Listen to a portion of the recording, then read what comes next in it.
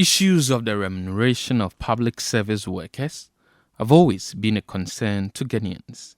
In 2017, the Presidential Committee on Emoluments identified that the public service, which the civil service falls under, has some of the highest paid Ghanaian workers, with some earning more than Article 71 office holders. In 2017, when the former CEO of Cocoa Board was arraigned for financial malfeasance, the revelation of him earning a 75,000 monthly gross salary was alarming to a number of Ghanaians.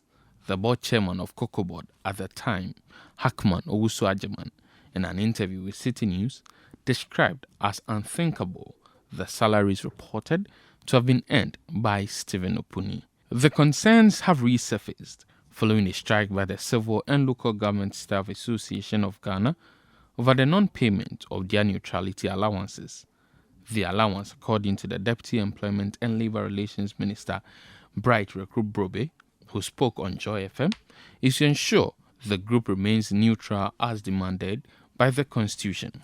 Every union, every association have peculiarities of their job.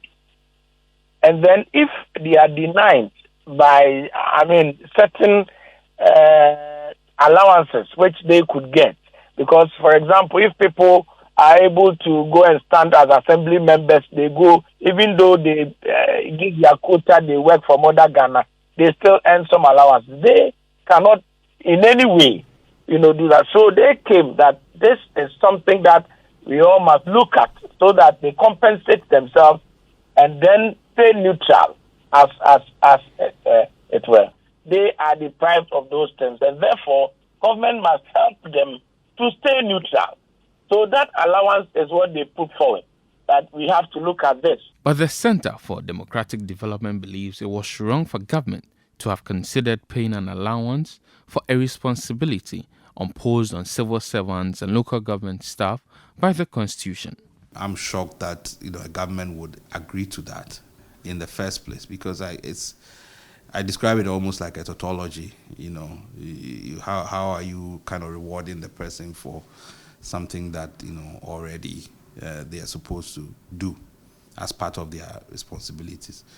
So I really feel that CLOSAG should be pulling back from this course of action. This decision to consider neutrality allowances is based on experiences of civil servants over the past years in dealing with the neutrality restriction posed on them.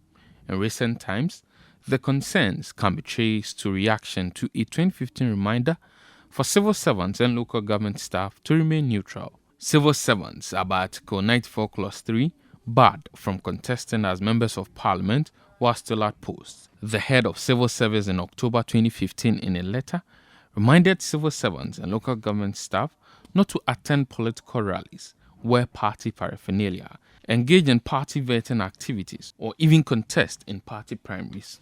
CLOSAG, however, filed a lawsuit at the Supreme Court to challenge the restrictions on its members to partake in active partisan politics and argued that the Constitution bestowed a right on them to engage in such activities.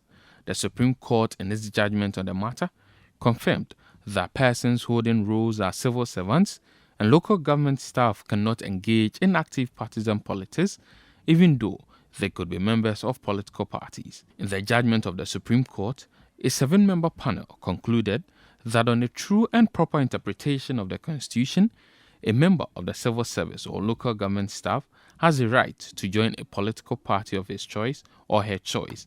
However, such a person does not have the right to participate overtly in political party activities while still a member of the civil service or local government service. Prior to this order, a civil servant, Alexander Hedido, who was an assistant director at the Prestia Huni Valley District Assembly, had been indicted in September 2015 for his involvement in active party politics when he filed nominations to contest the Swaman parliamentary seat. Aside this, the president of CLOSAG, Isaac Bampo Addo, in 2022 had cause to complain about what he said was a targeting of his members perceived to be engaging in partisan politics.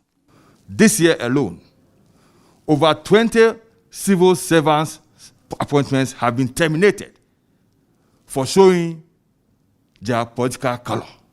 20 civil servant appointments have been terminated. Is this fair? Then reinstate them. So that's the issue. That's the bottom line. Once over 20, only this year, over 20 civil servants appointments have been terminated for showing their political colors. According to City News sources close to the association, negotiations for the neutrality allowances guided by these experiences began 2 years ago and were finalized in January this year. However, 3 months after the signing of a memorandum of understanding with the Finance Ministry, the government is yet to make any financial commitments. For groups like Imani Africa, the agreement to pay this allowance is in bad taste. And I considered it as a fraudulent arrangement for the simple reason that the whole concept behind civil service work is rooted in the principle of anonymity, permanency, and neutrality.